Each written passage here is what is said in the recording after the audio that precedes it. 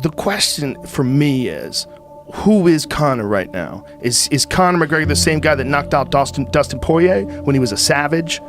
Is he the same guy that knocked out Diego Brandao? Is he the same guy that knocked out Jose Aldo? Is he the same guy who knocked out Eddie Alvarez? Or is he just some new thing because all this money and all this fame and all this attention, he likes to party and all, what is he now? If he is the same guy physically and he decides he wants to let the fucking world know that he can still do it, and who gives a fuck how much money he has in the bank? He wants to let the world know he's here to fuck people up and he's here to reclaim his crown. If he goes into the fight with that attitude, I mean, we could certainly see a resurgence. The question has always been whether or not a rich man has the motivation to work like a poor man. And he's a very rich man.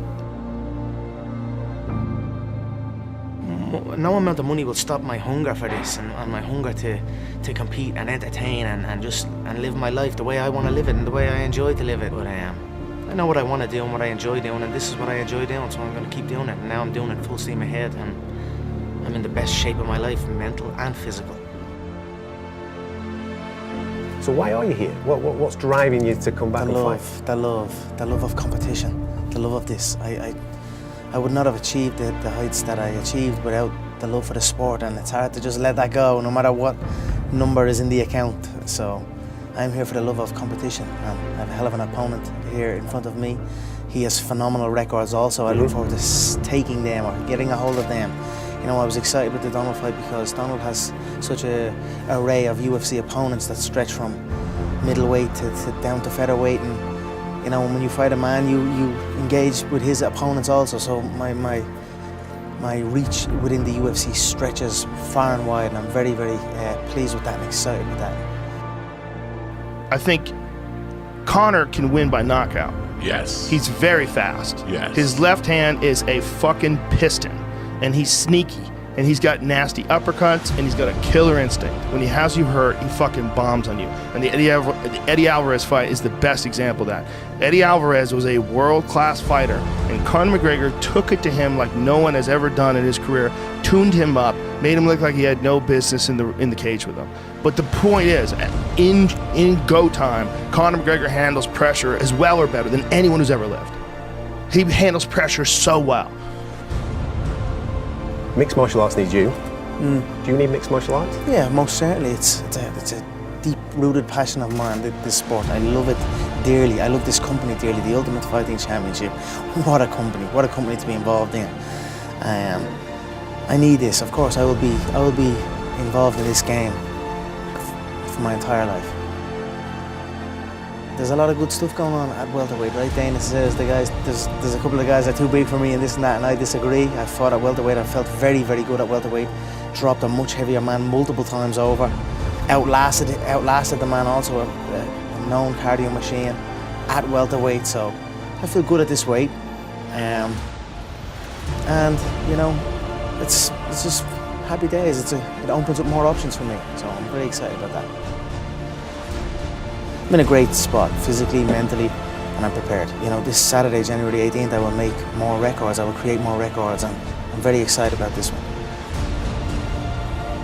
What have you learned about yourself over that 3-year period? You know, I've learned a lot about myself, you know. It's just every day is a learning experience in this world. I continue to approach life with a beginner mind, and that allows me to continue to rise.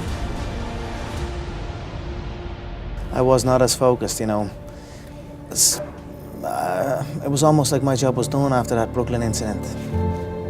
What needed to happen happened, and the bout was just an after effect, and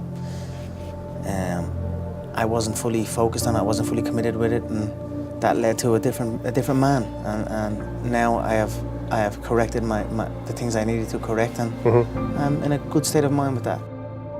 This is going to be a phenomenal year. 2020, I'm kickstarting this year big style. I've been talking to a lot of members of your team, and I keep hearing the same thing. We haven't seen him this happy in so long. It's a different Conor. He's so engaged, he's so motivated. Do you agree with all these statements? And if so, why is that? Yeah, I'm feeling really good. I'm enjoying my training.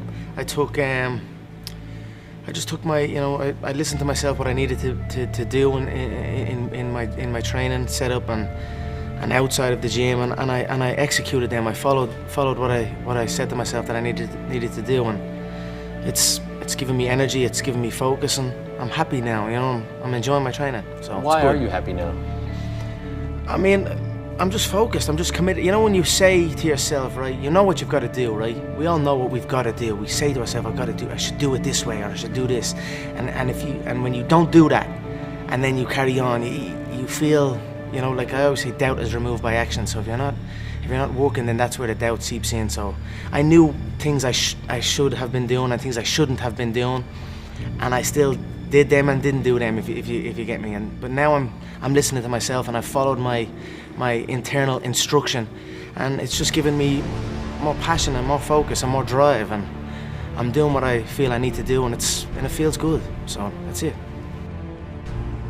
Life is a crazy roller coaster, especially this life, so we've ups, we've downs, but I find I'm at my best when I must do something, and I know I must do it, and I do it, I execute it, and that's what I'm doing right now. That's what I have done. The training has been phenomenal. My coaches, my team, everyone's been in sync together, and we've had a great camp, and we're very, very happy here. And obviously, it's good to be back in Las Vegas. I haven't been in Vegas in a while.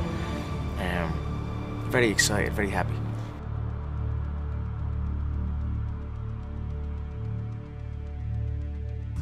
I knew I'd get back. I knew I'd. Sometimes certain things need to happen for you to get things right. So that's what happened to me, and here I am. I've got blinkers on, right? I'm just focused. Nothing can infiltrate my internal thoughts, no external.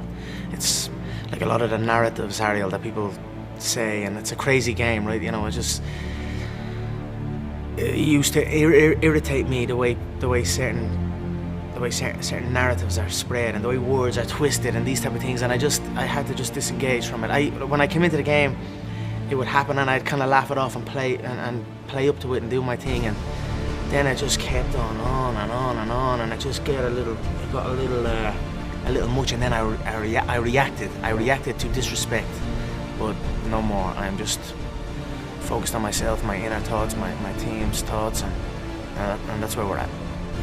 The external, okay, it's great, it's all positive right now, right? It's like everything's going great, and everyone's saying it's this and it's that, but I just must focus on my internal, and my internal is amazing, and my thoughts are strong, my belief is high, my confidence is high, and that's it. I feel like I'm not, I want to say back to who I was, but I'm even better than who I was. Everyone says, we missed the old Conor, or the 2016 Conor, or the 2015 Conor, or whatever it was, but I feel I'm better than that now. I feel I'm mature. I've come full circle. I've experienced everything in this business, right? I'm just an experienced individual. I know what I need to do when I'm doing it. Patience is a skill we must master. Patience is one of the most valuable skills a human being must master, and I'm working hard to master it, and I feel I'm getting there. So time will show all. And I'm going to shine here on January 18th. I'm going to create magic inside the octagon, like I have done many times before. But this is going to be something special. It's me I'm going in there fresh, sharp, fast, light, dangerous, powerful, and full of energy.